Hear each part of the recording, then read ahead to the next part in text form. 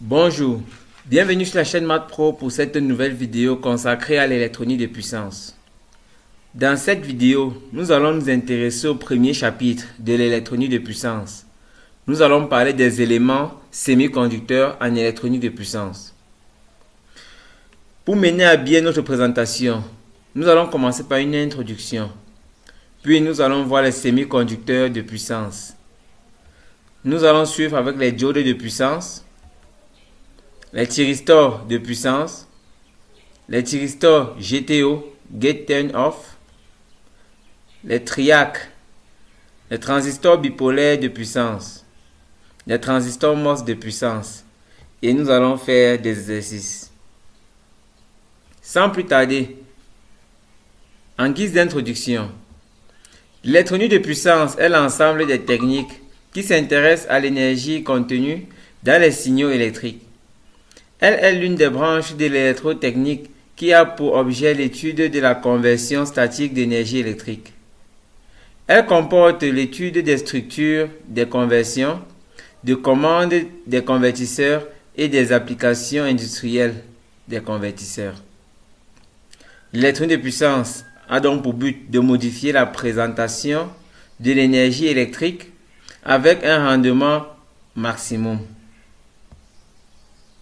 C'est-à-dire, on transforme l'alternatif en continu. On parle d'un montage rétréceur. On transforme le continu en alternatif. On parle de montage onduleur. On modifie la valeur efficace d'une tension alternative. On parle de gradateur. On modifie la valeur moyenne d'une tension continue. On parle de montage hacheur. On modifie la fréquence d'une tension alternative. On parle de montage cycloconvertisseur. Les semi-conducteurs de puissance. Les principaux constituants d'un système électronique de puissance sont les interrupteurs de puissance appelés semi-conducteurs. Ces éléments ont la propriété d'être passants ou bloqués selon les conditions de commande. Ces dispositifs doivent travailler dans l'un des états stables. Le premier état, c'est l'état ouvert ou bloqué, noté off. Deuxième état, l'état fermé ou passant, noté on. Le passage d'un état à l'autre est appelé commutation.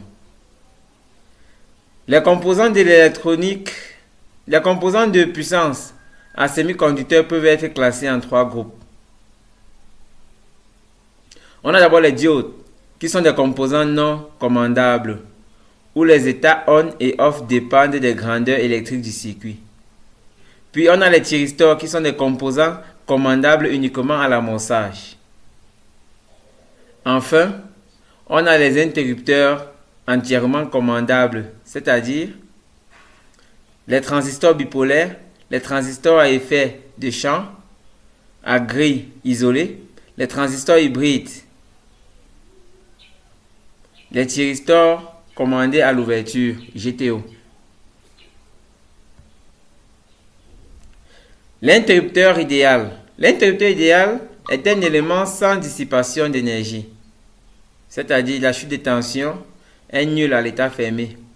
Le courant est nul à l'état ouvert. Il n'y a pas de perte lors de la commutation d'un état à un autre. Nous allons donc voir quelques semi-conducteurs. Nous allons commencer par la diode de puissance. La mise en contact d'un semi-conducteur de type P et d'un semi-conducteur de type N crée une jonction PN qui peut être utilisée pour réaliser la diode. Lorsqu'on prend un semi-conducteur de type P et de type N, on les met en contact, on a donc la jonction PN. P étant lié à A et N étant lié à K. A signifie anode, K signifie cathode. La diode est le composant électronique de base. Elle est un composant unidirectionnel, c'est-à-dire qui n'est commandable, en fait du moins qui laisse passer le courant d'un seul sens, et qui n'est commandable ni à l'ouverture ni à la fermeture. Elle est donc passante naturellement d'un état à un autre sous certaines conditions de tension à ses bornes, bien sûr. Voici la diode. Le courant ne peut circuler que de l'anode vers la cathode. Et cela même à une certaine condition, notamment basée sur la tension. Lorsqu'elle n'est soumise à aucune tension, ou lorsque la tension à l'anode est inférieure à la tension à la cathode, la diode se comporte comme un interrupteur ouvert. Nous voici ici. Puisque la tension V, c'est la différence de tension entre l'anode et la cathode. V, c'est encore VAK. Différence, ça dit VA moins VK. Lorsque la tension à l'anode est inférieure à la tension à la cathode, c'est-à-dire V inférieur à 0, alors la diode se comporte comme un interrupteur ouvert. Aucun courant ne circule.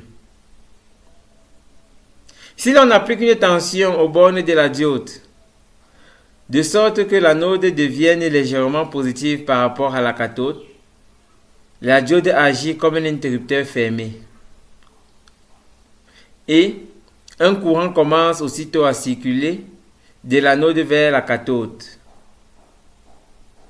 À ce moment, il y a un court-circuit entre l'anode et la cathode, c'est-à-dire la tension VAK égale 0. Le courant se met du moins ce courant circule dans une seule direction, de l'anode vers la cathode. C'est pour cela qu'on dit que la diode est un composant unidirectionnel. Nous allons voir le groupement de diodes. Notamment, nous allons commencer par un groupement de diodes à cathode commune, c'est-à-dire nous relions les cathodes. Pour savoir ce qui se passe lorsqu'on groupe deux diodes à cathode commune, on doit se baser sur les hypothèses suivantes. Déjà, nous considérons deux diodes D1 et D2, alimentés chacune par des tensions U1 et U2 respectivement. La sortie est au potentiel US. Les diodes, la tension des diodes, ou alors les différents potentiels des diodes sont... Les différents potentiels diodes sont UD1 et UD2 respectivement. Les courants qui passent dans les diodes sont I1 et I2. Le courant de la charge est IS. Les hypothèses. On suppose que U1 est supérieur à US et U2 est aussi supérieur à US. Donc en principe, s'il n'y avait qu'une seule diode, lorsqu'on dit que la tension à l'anode est supérieure à la tension à la cathode, alors la diode doit conduire. Mais puisqu'il y a deux diodes, quelle est la diode qui conduit? Pour savoir la diode qui conduit, on doit écrire les équations suivantes. UD1, c'est-à-dire la tension borne de la diode 1, c'est la différence entre U1 et US, c'est-à-dire UD1 égale à U1 moins US. De même, UD2, c'est U2 moins US. Le courant I est obtenu par la loi des nœuds. I est égal à I1 plus I2.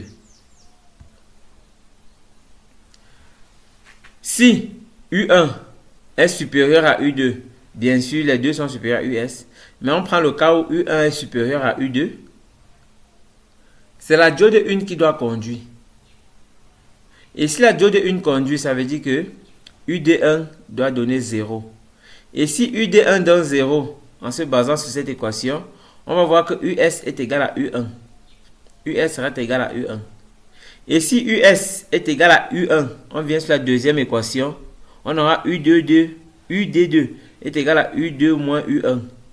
C'est-à-dire, UD2 sera négatif, puisque U1 est supérieur à U2.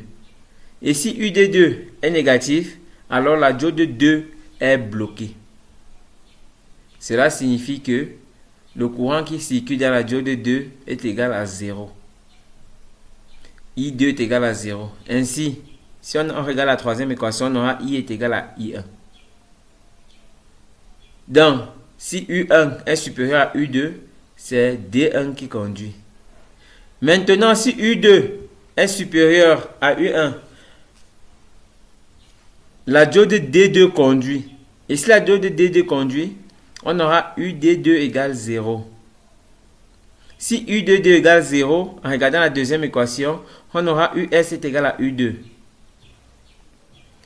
À ce moment, si on regarde la première équation, on aura UD1 égale à U1 moins U2. Or, U2 étant supérieur à U1, on aura donc UD1 inférieur à 0.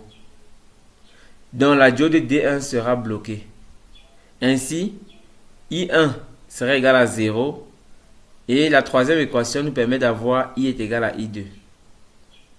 En d'autres termes, la diode qui conduit est la diode qui a le potentiel.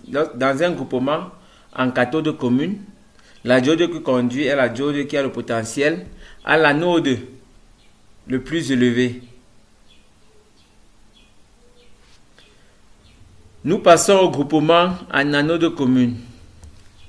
Ici, ce sont plutôt les anodes des deux diodes qui sont mis en commun.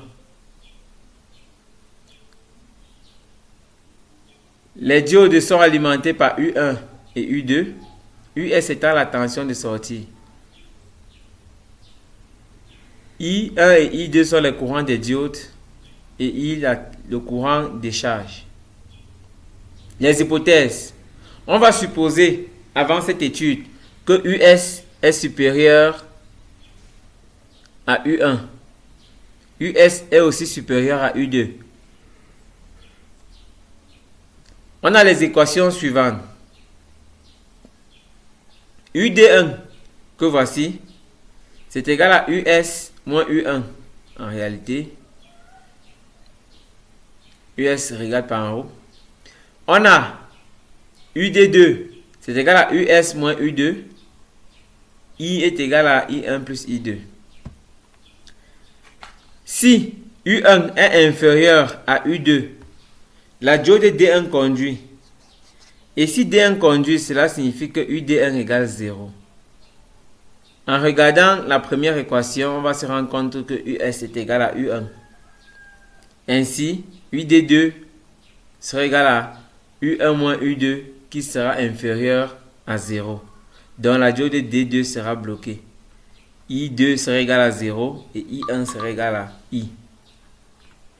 Si par contre c'est plutôt U2 qui est inférieur à U1, c'est plutôt la diode D2 qui conduit. Cela signifie quoi? Dans un groupement de diodes en anode commune, la diode qui conduit est celle dont le potentiel à la cathode est le plus bas. Donc c'est la diode dont la cathode a la plus faible tension qui va conduire.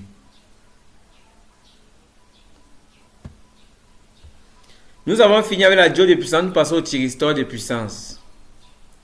Le thyristor est le premier interrupteur semi-conducteur commandable. Il est un composant électronique unidirectionnel. Le courant passe dans un seul sens, commandé à la fermeture mais pas à l'ouverture. Le thyristor est un dispositif basé sur un empilement de 4 zones, alternativement P et N, constituant donc une suite de 3 jonctions Pn. Un thyristor comporte 3 bornes, l'anode, la cathode, l'anode A, la cathode K et la gâchette G. Donc voici notre thyristor qui est un empilement de 4 zones alternativement Pn, donc on a Pn, Pn. Cela signifie qu'on aura donc 3 jonctions. Voici la première jonction qui est Pn, la deuxième jonction c'est Np et la troisième jonction c'est Pn. Et de ces jonctions, on ressort, de ces jonctions ou de ces zones, on ressort 3 bornes. La borne A, la borne G et la borne K. On peut matérialiser ou alors symboliser le thyristor par cette deuxième figure où on remarque l'anode à ce niveau, la cathode en bas et la gâchette.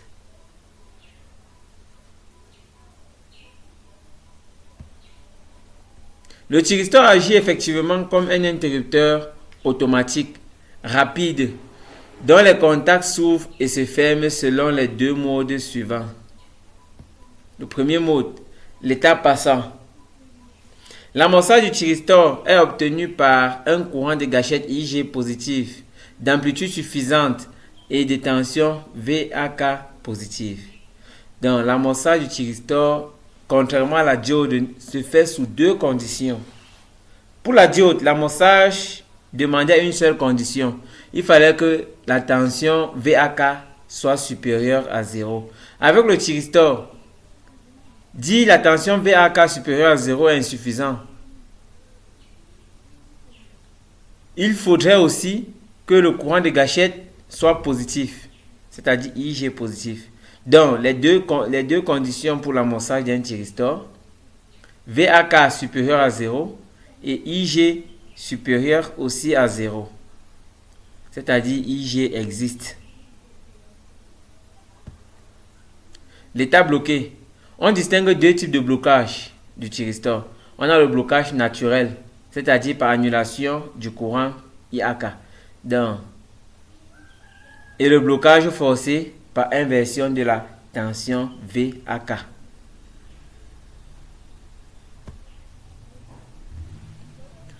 Voici notre chronogramme illustrant une commutation du thyristor. Pour cela, nous avons choisi alimenter une charge résistive R par une tension UE.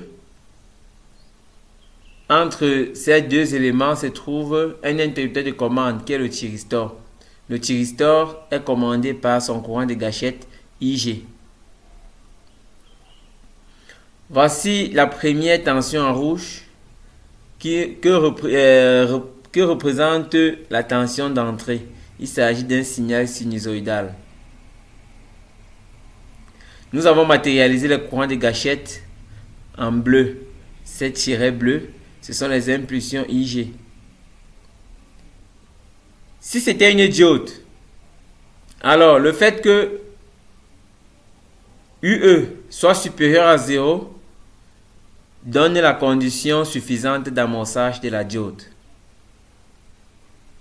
Mais puisque c'est un thyristor, il faudrait que UE soit supérieur à 0 et qu'il existe un courant de gâchette qui est IG en bleu. C'est pour cela qu'initialement, le thyristor est bloqué. La tension est égale à 0. Le thyristor est bloqué. La tension à la sortie est égale à 0. C'est lorsque le courant de gâchette IG est introduit, est supérieur à 0, que la sortie est égale à l'entrée, c'est-à-dire le thyristor se comporte comme un interrupteur fermé qui renvoie la tension d'entrée à la sortie. Donc, on regarde bien, si on observe, c'est à partir de IG que le thyristor commence à conduire jusqu'à pi. Normalement, ça devrait continuer, mais le blocage est naturel du fait que la tension UE est déjà négative. Puisque pour que le thyristor soit passable, il faudrait que les deux conditions sinus non soient vérifiées, c'est-à-dire UE soit supérieur à 0 et existence d'un courant de gâchette.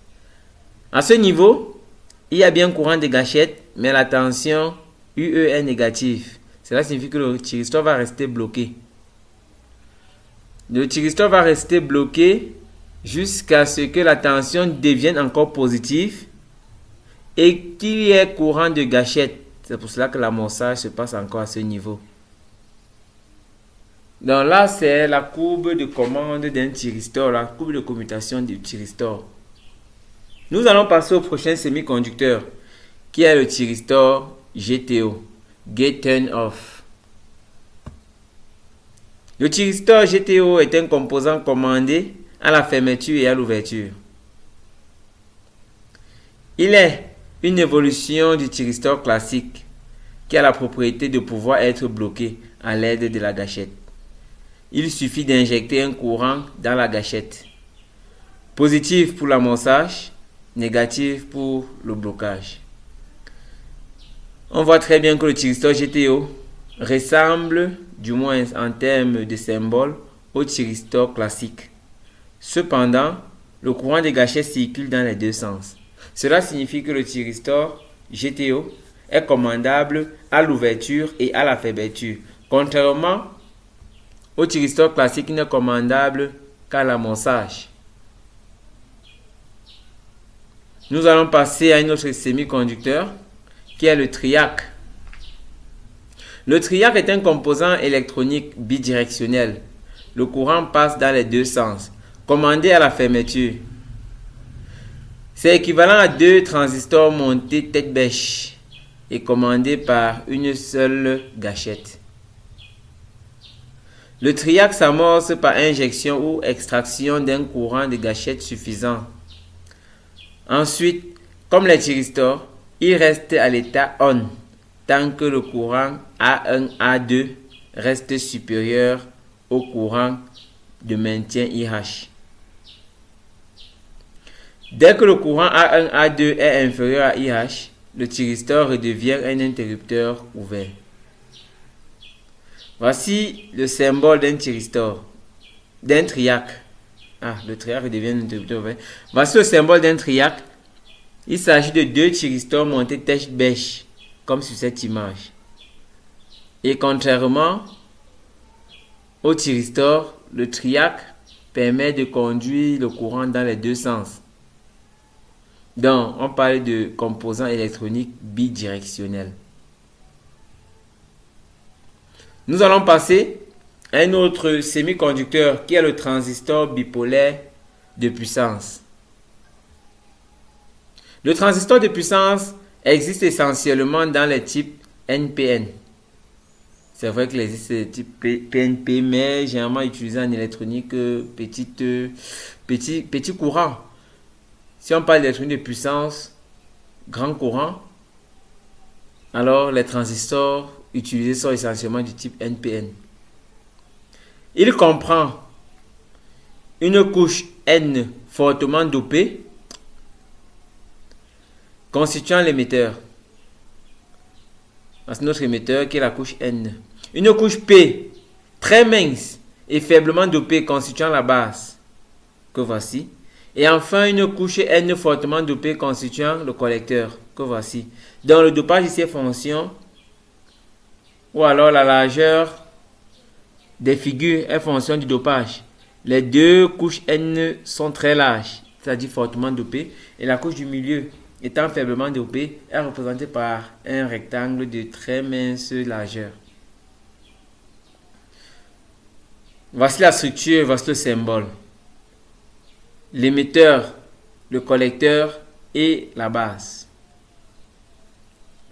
Le transistor est un composant totalement commandé à la fermeture et à l'ouverture. Il n'est pas réversible en courant, ne laissant passer que des courants de sens collecteur-émetteur pour les NPN et de sens émetteur-collecteur pour les PNP.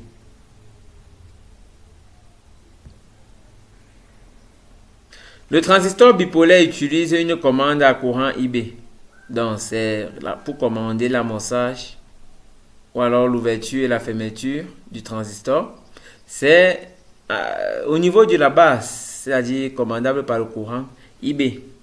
En électronique de puissance, pour des raisons de rendement, le transistor bipolaire est employé uniquement en commutation.